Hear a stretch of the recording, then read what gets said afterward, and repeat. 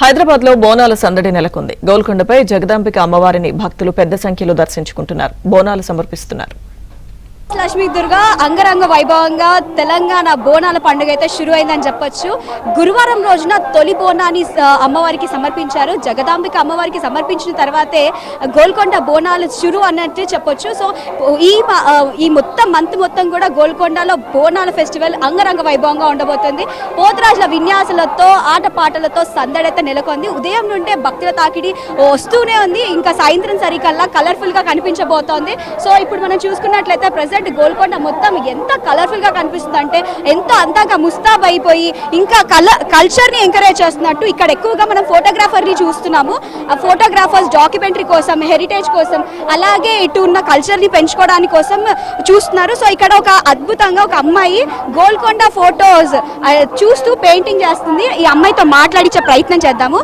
అసలు నీ పేరేంటి? గోల్కొండ బోనాలు చేసేటప్పుడు నువ్వు ఇక్కడ పెయింట్ వేస్తున్నావు కదా, ఎలా అనిపిస్తోంది?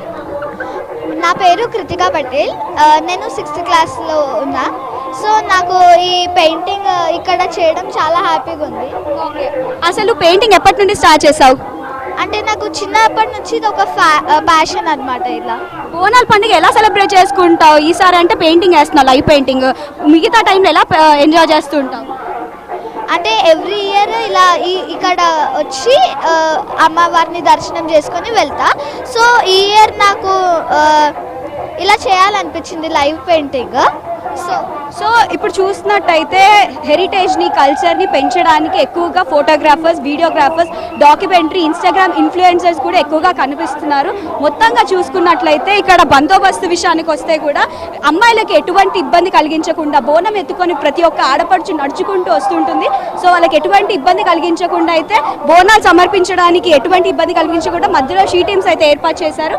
అండ్ అబ్బాయిలు ఉన్న ప్రతి ఒక్క చోట కూడా మనకి కానిస్టేబుల్స్ కానీ, బందోబస్తు కానీ చాలా ఘనంగా, అంటే ఇది ఒక గొప్ప అచీవ్మెంట్ అని చెప్పొచ్చు. ఎందుకంటే జోగినీలకు కూడా ఎంతో సాటిస్ఫాక్షన్ కల్పించిందని చెప్పేసి జోగినీలు కూడా పోయిన గురువారం వెల్లడించారు. ఈ రోజు భక్తులు కూడా జనరల్ భక్తులు అయితే రావడం జరిగింది. ఉదయం నుండే భక్తుల తాకిడి ఎక్కువగా కనిపిస్తోంది.